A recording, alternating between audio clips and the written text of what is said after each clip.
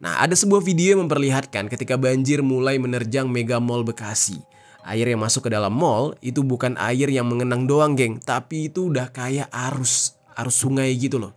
Airnya ngalir. Walaupun gak begitu kencang arusnya, ini menandakan kalau debit airnya itu yang masuk begitu banyak dan terus menerus.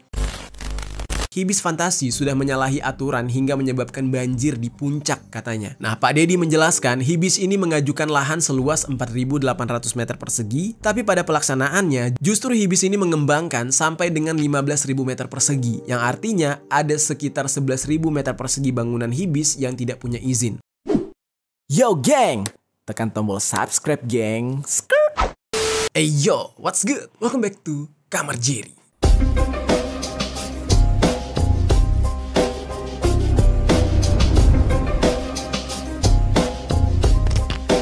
Geng. Oke, ketika gue syuting video ini, tepat seminggu kita sudah menjalankan ibadah di bulan suci Ramadan. Biasanya nih geng ya, di bulan suci Ramadan kayak gini, ujiannya itu adalah panas terik gitu ya. Jadinya kadang iman kita tergoda karena haus gitu. Nah namun untuk belakangan ini, cuaca ternyata tidak sepanas biasanya. Yang mana secara berturut-turut beberapa hari ya turun hujan deras di Jabodetabek khususnya. Dan sepertinya sudah bukan sesuatu yang mengagetkan lagi kalau di musim hujan yang kayak gini, Jabodetabek itu khususnya Jakarta ya, itu bakal banjir. Dan nggak mungkin enggak gitu, udah pasti ada titik-titik banjirnya. Mau itu misalkan di satu titik, atau mungkin dua titik, atau mungkin di banyak titik. Tapi yang jelas yang namanya banjir udah jadi langganan lah di Jakarta. Nah seperti yang akan kita bahas kali ini.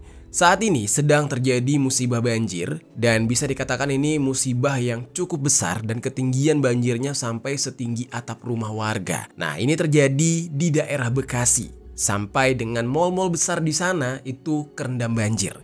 Kalian boleh lihat dulu videonya. Banjir bahkan membuat orang-orang di dalam mal panik. Mereka kemudian mengevakuasi barang-barang seadanya ke lantai atas mal.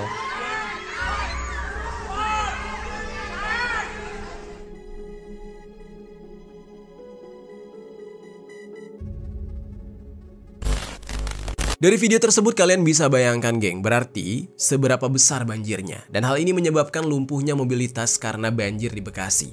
Di antara kalian mungkin ada yang tinggal di sana, ya kalian boleh tinggalkan komentar di bawah untuk berbagi informasi juga. Oke, di video kali ini kita bakal merangkum tentang informasi bencana banjir yang terjadi di sana, khususnya yang terjadi di Bekasi, dan terus juga sedikit kita akan membahas mengenai kondisi yang terjadi di Bogor juga. Nah, karena sungai-sungai di Jakarta dan Bekasi itu biasanya hulunya ada di Bogor. Nah, nanti kita bakal bahas juga. Oke, langsung aja kita bahas secara lengkap tentang kejadian yang satu ini di sisi lain.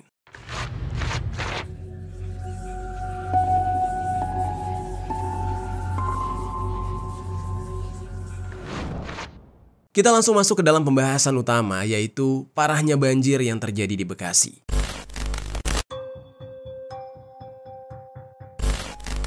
Jadi geng, memang selama beberapa hari terakhir turun hujan deras yang disertai dengan petir dan angin kencang. Dan itu bukan di satu wilayah aja, tentunya di seluruh Jabodetabek yang merasakan hujan yang begitu deras dengan durasi waktu yang begitu lama, dari siang hingga tengah malam. Pihak BMKG sebelumnya sudah memprediksi hal ini. Di tanggal 27 Februari kemarin, BMKG memprediksi akan terjadinya potensi hujan lebat dan bisa berkembang menjadi hujan ekstrim. Nah, hujan deras inilah yang menjadi penyebab banjir besar di Jabodetabek.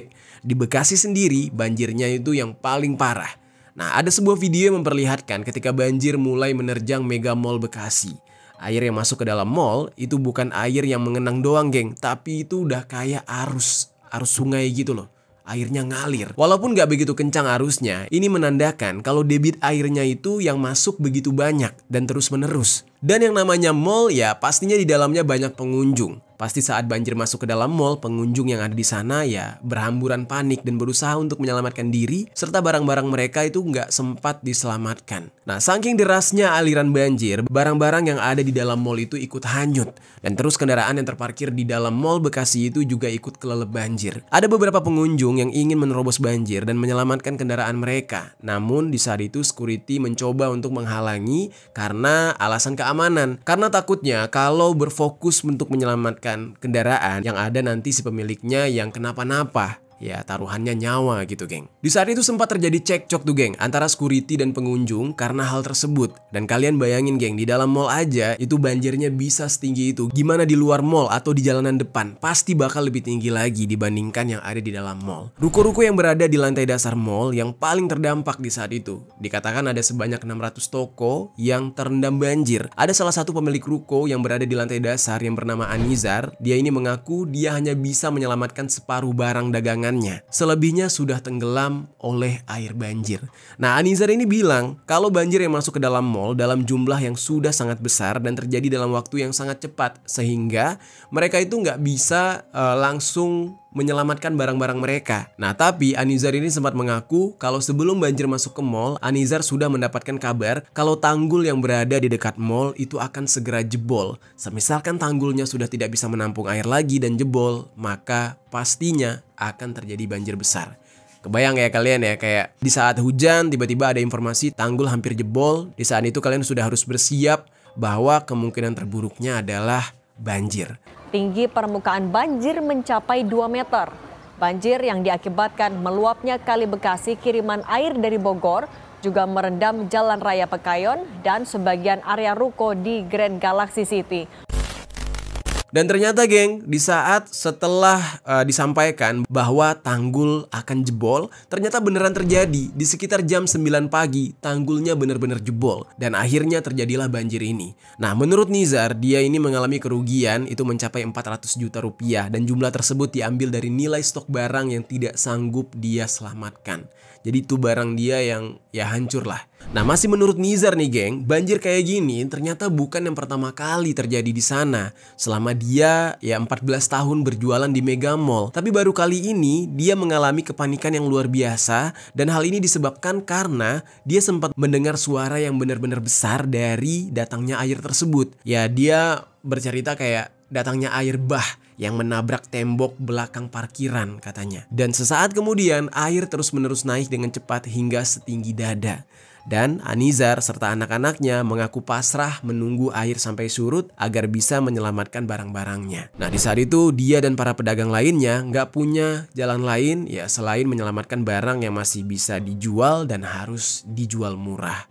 Wah, kasihan banget ya geng untuk para pedagang yang ada di sana. Para pedagang lain di saat itu juga akhirnya mengevakuasi barang dagangan mereka dari toko yang terendam banjir. Banyak pemilik toko yang datang ke mall pada hari Kamis tanggal 6 Maret kemarin, yang mana para pemilik ini dibantu oleh pegawai-pegawainya untuk mengevakuasi barang-barang dagangan yang mayoritasnya adalah produk pakaian dan semuanya harus disortir mana yang masih layak dan yang tidak. Nah, para pedagang di saat itu rela masuk ke lantai dasar padahal masih tergenang oleh banjir sedada orang dewasa. Mereka tanpa penerangan karena listrik juga masih dipadamkan untuk mencegah terjadinya konsleting atau arus pendek listrik. Dan demi keselamatan barang-barang mereka di dalam, mereka semua nekat menerjang banjir geng. Sebab geng, barang-barang dagangan tersebut kebanyakan adalah barang baru untuk stok di bulan Ramadan menuju ke Lebaran. Wah, kebayang tuh sedihnya ya. Nah, tapi akibat dari banjir ini, sebagian barang-barang itu sudah hanyut terbawa banjir dan sebagian lagi yang masih bisa diselamatkan oleh para pedagang untuk dijual dengan harga yang murah, alias dijual rugi dibanding harus menumpuk di gudang dan tidak terpakai. Nah, sampai saat ini, banjir di Mega Mall Bekasi perlahan-lahan mulai surut dan pihak manajemen berupaya untuk menyedot air dengan bantuan 8 pompa air.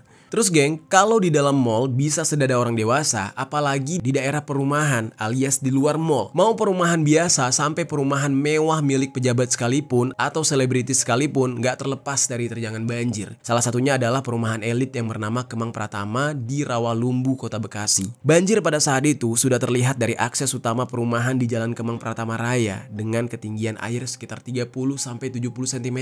Dan akses jalan utama menuju rumah sekaligus penghubung wilayah Rawalumbu dengan Pekayon itu terputus dan banyak kendaraan yang terparkir di pinggir jalan jadi terendam oleh air. Kalian bisa lihat sendiri videonya. Ada video-video yang beredar di sosial media terutama di TikTok ya, ketika warga Bekasi berusaha untuk mengevakuasi ya harta benda milik mereka. Di salah satu videonya ada warga yang berusaha menerjang banjir dengan membawa kedua anaknya yang masih kecil serta 2 lansia. Mereka terpaksa menerjang banjir karena katanya perahu karet yang membantu proses evakuasi tidak kunjung datang alias telat. Nah, daripada semakin terjebak di dalam rumah karena banjir yang semakin tinggi, jadi mereka lebih memilih untuk menerjang banjir itu sendiri. Dan bahkan ada yang menerjang banjir menggunakan bangku yang sering dipakai oleh penjual gerobakan. Nah, bangku itu diikat di sandalnya Ya kalian lihat sendiri, dan itu bangkunya sampai nggak kelihatan. Itu artinya banjirnya lumayan tinggi, selutut orang dewasa kira-kira. Nah terus ada salah satu video ketika banjir menerjang pasar.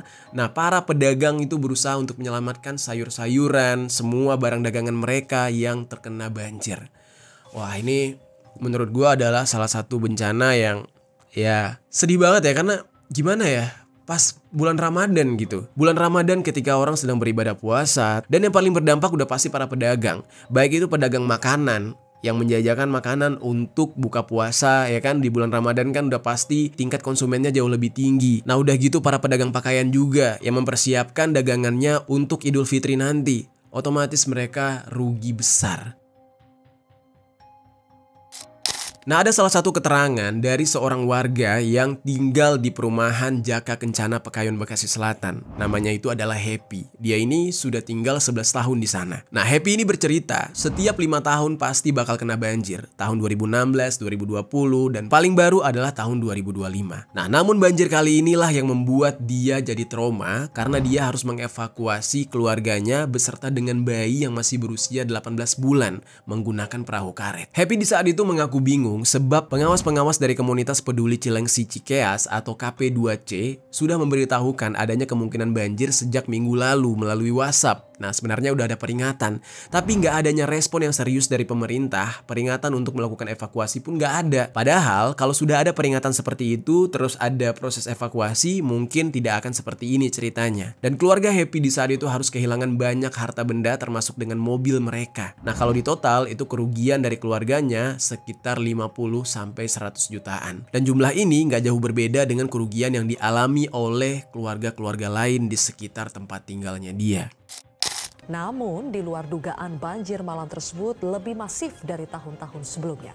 Akibatnya puluhan mobil yang terparkir ikut terendam banjir.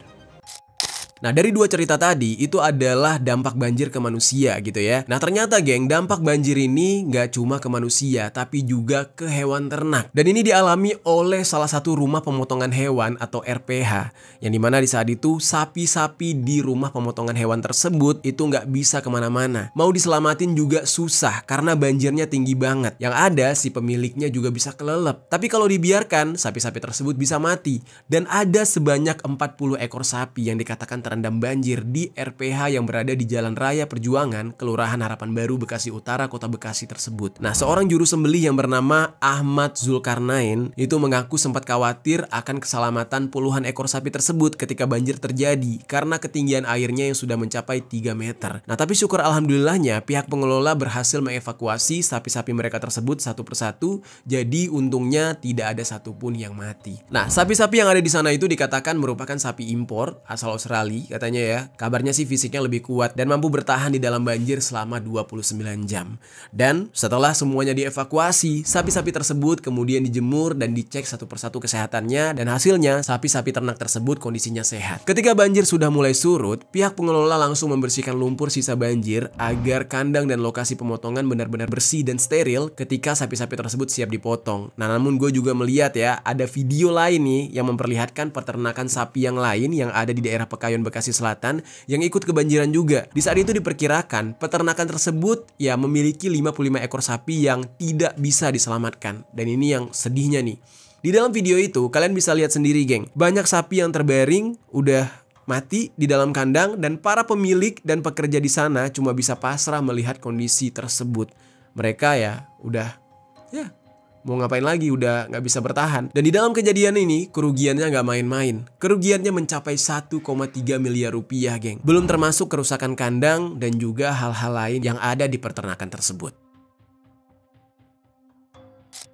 Atas kejadian ini, Wali Kota Bekasi yaitu Pak Tri Adianto itu mengatakan ada 8 kecamatan dan lebih dari 26 kelurahan di Kota Bekasi yang terdampak banjir. Pemda Kota Bekasi mengungkapkan di Kecamatan Jati Asih lah yang menjadi wilayah dengan kondisi terparah akibat banjir dengan total ada 7 perumahan yang terdampak dengan luas mencapai 145,7 hektar. Wah gokil, luas banget geng banjirnya. Dan dari jumlah tersebut 5 perumahan diantaranya mengalami kondisi terparah. Masing-masing itu ya ada perumahan Villa Jati Rasa, terus ada Kemang Ivi, terus ada Pondok Mitra Lestari, Pondok Gede Permai, dan Perumahan AL. Nah, di kecamatan tersebut ada sebanyak 5.229 KK yang terdampak banjir dengan total 16.733 jiwa.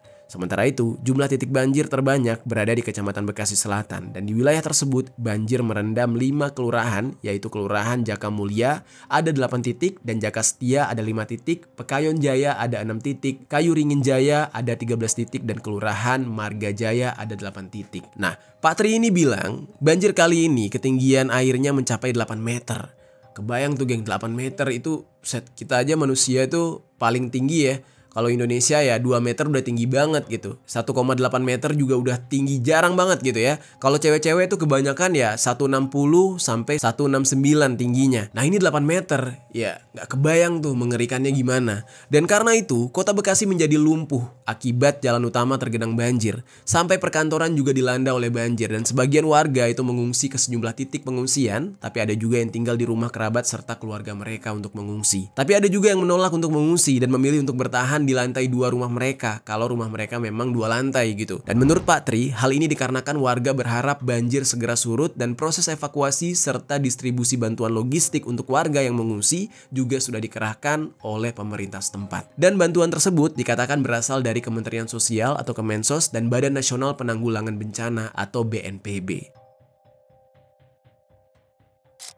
Yang sangat disayangkan nih geng, ketika banjir besar terjadi di Bekasi, Pak Tri ini menjadi sorotan publik geng, terkhususnya warga Bekasi, karena dia dianggap bukannya mengurusi banjir, malah nginep di sebuah hotel yang bernama Horizon Ultima Bekasi yang berada di area Metropolitan Mall Pekayon Jaya, Kota Bekasi. Nah ini keluhan warga di saat itu, dan Pak Tri pun mengakui kalau dia sempat menginap di sana bersama dengan keluarganya, dan dia mengatakan kalau menginapnya dia di hotel itu bukan karena niat ingin bermewah-mewahan, tapi hal tersebut dia lakukan karena dia ingin memastikan keluarganya aman. Dan sebelum memutuskan untuk ke hotel itu, katanya sih dia sudah terjun ke lapangan di jam 10 malam untuk memantau potensi banjir. Dan dari hasil pantauannya dia yakin kalau tempat tinggalnya akan terkena banjir juga. Oleh karena itu, di jam 2 dini hari, dia memutuskan untuk pulang ke rumahnya agar mengevakuasi keluarganya dengan segera, makanya dia membawa keluarganya ke Hotel Horizon tersebut. Saya harus bisa memastikan bahwa pada pagi hari itu logistik harus sudah siap, karena memang sejak jam 10 malam ya saya berada di lapangan, jam 2 pulang dan saya hanya mengambil istri dan anak saya ya, dan saya sudah umumkan. Makanya kemungkinan tingkat fatalitasnya hari ini itu relatif lebih rendah dibanding tahun-tahun di tahun 20. Nah di saat itu istrinya Pak Tri ini yang bernama Bu Wiwi Hargono itu sempat memvideokan ketika rombongan keluarga mereka sampai di hotel untuk menginap. Dan ketika diwawancarai mengenai dia dan keluarganya yang menginap di hotel, Bu Wiwi ini mengklarifikasi dan langsung meminta maaf. Dan saya mohon maaf, mudah-mudahan ini menjadi pembelajaran buat saya pribadi. Nah dari fenomena banjir ini banyak netizen-netizen yang ikut angkat bicara. Yang mana para netizen mengatakan kalau banjir yang terjadi ini cukup besar, ini penyebabnya karena buang sampah sembarangan. Dan hal itu memang sudah menjadi ya ini merupakan cerita lama ya kalau kita membahas tentang banjir di Jakarta. Ya sampai ke Bekasi juga. Pasti penyebabnya adalah sampah gitu. Dan apakah cuma karena buang sampah sembarangan jadi banjirnya gede kayak gini? Nah, sekarang kita akan coba bahas nih geng. Kita masuk ke dalam pembahasan mengenai penyebab banjir di Jabodetabek sebegitu parahnya di tahun ini.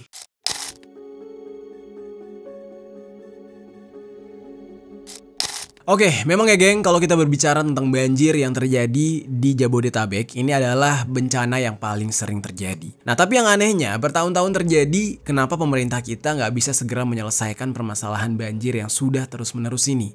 Apa sebenarnya penyebabnya? Apa cuma karena sampah dan hujan lebat? Jadi geng, jawabannya adalah sebenarnya karena banyak faktor yang bisa menyebabkan banjir di Jabodetabek. Salah satu penyebab paling besarnya adalah penyempitan aliran sungai. Kita ambil contoh di Jakarta aja geng. Lebar sungai di Jakarta itu awalnya 50 meter, sekarang sudah berkurang 10-15 meter. Jadi penyempitan di sungai itu lumayan banget. Dan penyempitan ini terjadi salah satunya karena bantaran sungai yang sudah dipenuhi oleh bangunan. Nah, selain penyempitan sungai, terjadi juga pendangkalan di daerah muara sungai yang dipicu oleh sedimentasi berlebihan di hilir sungai, seperti yang dialami di Sungai Ciliwung. Nah, sebelum Indonesia merdeka, antara tahun 1625 sampai 1945, wilayah muara Ciliwung itu mengalami pergeseran garis pantai rata-rata 5 5,5 meter per tahunnya. Jadi ini bisa terjadi karena sedimentasi yang berlebihan, masifnya pengembangan kota Jakarta, dan penebangan pohon hutan di Hulu Ciliwung atau Bogor sedikitnya banyak berpengaruh pada sedimentasi di hilir Sungai Jakarta. Dan di sisi lain, jumlah lahan yang dibangun itu menjadi semakin banyak, yaitu yang tadinya dari 21.238,3 hektar di tahun 2016 menjadi 25.477 hektar di tahun 2024. Dan pembukaan lahan di luar kota Jakarta serta penebangan pohon hutan di Hulu Ciliwung di daerah Puncak Bogor. Nah, ini ikut meningkatkan sedimentasi dan pendangkalan sungai, yang akibatnya kecepatan aliran air menjadi terlambat dan menyebabkan genangan. Jadi airnya itu nggak jalan, nggak ngalir, yang akhirnya berpotensi mengendap dan menjadi banjir. Selain pendangkalan sungai hingga muara, genangan air banjir juga disebabkan karena berkurangnya daerah-daerah resapan air di Jabodetabek. Salah satu daerah resapan air yang dimaksud adalah situ atau daerah permukaan air yang biasanya berisikan air tawar dan berukuran kecil. Ya contoh ya, di Pamulang misalkan itu banyak banget tuh situ atau setu lah sebutannya. Nah itu kayak danau kecil buatan geng, yang mana itu fungsinya untuk nanti kalau hujan airnya bakal meresap ke sana. Nah Balai Besar Wilayah Sungai Ciliwung Cisadane mencatat setidaknya ada 208 situ yang tersebar di wilayah Jabodetabek pada tahun 2018. Di Bogor, Tangerang, Depok itu merupakan 3 wilayah dengan kepemilikan situ paling banyak. Dan situ di Kabupaten Bogor tercatat sebanyak 96 situ, Kabupaten Tangerang sebanyak 29 situ, dan Kota Depok sebanyak 26 situ. Sementara di Jakarta, berdasarkan dari data BPS 2024, hanya ada 18 situ yang tersebar di Jakarta Timur, terus Jakarta Selatan, dan Jakarta Pusat. Kebayang tuh, di beberapa daerah Jakarta cuma ada 18 situ, dan penduduknya udah semakin padat. Nah tapi geng, dalam kurun waktu 10 tahun, mulai dari tahun 2007 hingga 2017, ada sebanyak 33 situ yang hilang di kawasan Bogor, Depok, Tangerang, dan Bekasi, yang terdiri dari Kabupaten Bogor sebanyak 13 situ yang hilang. Terus di Kota Bogornya ada 2 situ yang hilang. Di Kota Depok sebanyak 3 situ, Kabupaten Tangerang sebanyak 9 situ, dan Kota Tangerang Selatan sebanyak 1 situ. Nah terus di Tangerang Kota ada 3 situ, Kabupaten Bekasi serta Kota Bekasi sebanyak 1 situ yang hilang. Nah kehilangan situ ini berbahaya banget geng, ya akhirnya nggak ada resapan air. Dan area situ yang hilang ini adalah area yang fungsinya dialihkan. Ada yang dijadikan area pembuangan sampah, tertimbun sedimentasi, sampai sengaja ditimbun untuk menjadi rumah tinggal. Ya emang gila sih ya, negara kita ini apapun dilakuin untuk jadi cuan, ya kan? Developer-developer nakal juga banyak, nimbun situ, nimbun rawa-rawa yang mana itu adalah daerah resapan air, dijadiin rumah. Akhirnya air mau dialirkan kemana? Hancurlah ya kan? Banjir, setelah itu barulah panik semuanya. Terus kemudian geng, ada faktor lainnya, yaitu faktor pembangunan Jabodetabek yang banyak mengorbankan kualitas lingkungan sekitarnya. Hal ini bisa dilihat dari penataan ruang kota geng. Wahana Lingkungan Hidup atau WALHI mencatat ada proporsi lahan yang terbangun di Jakarta pada tahun 2021 mencapai 97,9%, yang mana angka tersebut jauh lebih luas dibandingkan dengan tahun 1982 yang hanya 78,5%. Pembangunan tersebut membuat lahan yang berfungsi untuk menjaga keseimbangan ekologi di sebuah daerah menjadi berubah menjadi lahan yang terbangun. Nah permasalahan yang gak kunjung diselesaikan ini membuat ancaman banjir dan menurunnya kualitas lingkungan yang mengganggu kenyamanan warga Jabodetabek. Dan wilayah ini dengan kepadatan yang tinggi dan terus bertambah populasinya seiring dengan berdatangannya migrasi dari berbagai daerah ya membuat semakin padat. Nah karena di wilayah Jabodetabek ini semakin ramai penduduknya, otomatis semakin gak layak untuk dihuni. Daerah resapan air yang seharusnya bisa menjadi tempat penampungan hujan digantikan dengan bangunan beton. Jadi gak salah kenapa airnya menggenang di atas, banjir tidak meresap. Nah terus geng, bagaimana dengan penanganan hal tersebut yang dilakukan oleh pemerintah? Terutama nih ya di hulunya, yaitu di kawasan Bogor. Nah sekarang kita akan masuk ke dalam pembahasan mengenai tindak lanjut pemerintah Bogor setelah banjir besar di Jabodetabek, yang mana banyak orang yang menyalahkan ya ini semua kiriman dari Bogor.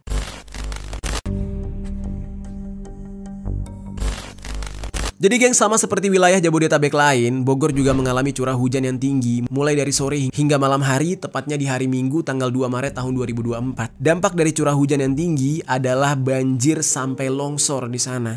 Dan ada beberapa wilayah yang terdampak, yaitu Kampung Cipaku Skip Baru, Kelurahan Cipaku, Kecamatan Bogor Selatan yang mengalami tanah longsor. Terus juga ada Babakan Fakultas, Kelurahan Tegalega, Kecamatan Bogor Tengah yang mengalami banjir. Lalu di Kampung Pancasan, Kelurahan Pasir Jaya, Kecamatan Bogor Barat, ada atap rumah yang ambruk. Dan kemudian ada di Gang Kosasi, Kelurahan Gunung Batu, Kecamatan Bogor Barat yang mengalami pohon tumbang. Serta di Kampung Pasir, Kelurahan Katulampa, Kecamatan Bogor Selatan yang mengalami banjir besar. Sebagai daerah hulu, pemerintah Bogor menyadari perlunya ada tindakan untuk bisa menangani besarnya debit air dari sungai yang berasal dari Bogor ini. Yang kemudian pemerintah mulai menindak beberapa bangunan yang diduga melanggar. Ya, dibangunnya asal-asalan, tanpa perencanaan yang menyebabkan bencana kayak gini. Nah, di dalam penanganannya ada sebanyak 4 tempat wisata yang disegel oleh Pak Zulkifli Hasan selaku Menteri Koordinator Pangan. Terus ada Pak Hanif Faisal Nurofik selaku Menteri Lingkungan Hidup serta Pak Deddy Mulyadi selaku Gubernur Jawa Barat. Keempat tempat wisata tersebut adalah Pabrik Teh Ciliwung di Telaga Saat, terus ada Hibis Fantasi, terus ada bangunan dari PT Perkebunan Nusantara atau PTPN 1 Regional 2 Agrowisata Gunung Mas, terus ada Ager Adventure Land. Nah, keempat tempat wisata tersebut dinilai melanggar ahli fungsi lahan, geng. Hibis Fantasi itu merupakan tempat wisata milik perusahaan PT Jaswita Lestari Jaya yang menjadi bagian dari Badan Usaha Milik Daerah atau BUMD Jawa Barat karena merupakan anak perusahaan dari PT Jasa dan Keparawisataan atau Jaswita Jabar. Nah, saham dari Jaswita Jabar ini 100% milik pemerintah Provinsi Jawa Barat dan dianggap sebagai pengganti perusahaan daerah jasa dan keparawisataan yang berdiri sejak tanggal 23 September 1999. Nah, di sini ada yang aneh ya, geng. Kalau ternyata Hibis ini adalah milik pemerintah, terus kenapa ditutup? Nah, kata Pak Deddy Mulyadi, Hibis Fantasi sudah menyalahi aturan hingga menyebabkan banjir di puncak katanya. Nah, Pak Deddy menjelaskan Hibis ini mengajukan lahan seluas 4.800 meter persegi, tapi pada pelaksanaannya justru Hibis ini mengembangkan sampai dengan 15.000 meter persegi, yang artinya ada sekitar 11.000 meter persegi bangunan Hibis yang tidak punya izin. Dari sinilah akhirnya Pak Deddy memutuskan untuk melakukan pembongkaran di Hibis dan sebagai komitmennya untuk mengatasi banjir di Jabodetabek dari hulu. Karena ya kalau semua lahan dijadikan tempat wisata, tidak ada lahan hijau untuk resapan air. Karena kan air itu akan diikat oleh akar-akar tumbuhan gitu kan. Nah, kalau semuanya sudah jadi beton, ya otomatis airnya ya mengalir dengan debit yang gak karu-karuan. Padahal nih ya, wisata ini belum lama geng dibuka. Baru buka itu tanggal 11 Desember tahun 2024 kemarin, dan Pak Deddy juga menyatakan kalau pihaknya siap membayar ganti rugi kepada investor terkait perintah pembongkaran Hibis ini. Dan setelah Hibis ini dibongkar, nantinya lahan tersebut akan dikembalikan lagi menjadi kawasan hijau. Dan selain itu, Pak Deddy juga mengaku siap untuk mencabut Perda Jawa Barat nomor 9 tahun 2022 yang disebut menjadi penyebab banyaknya bangunan yang berdiri di kawasan hijau tersebut.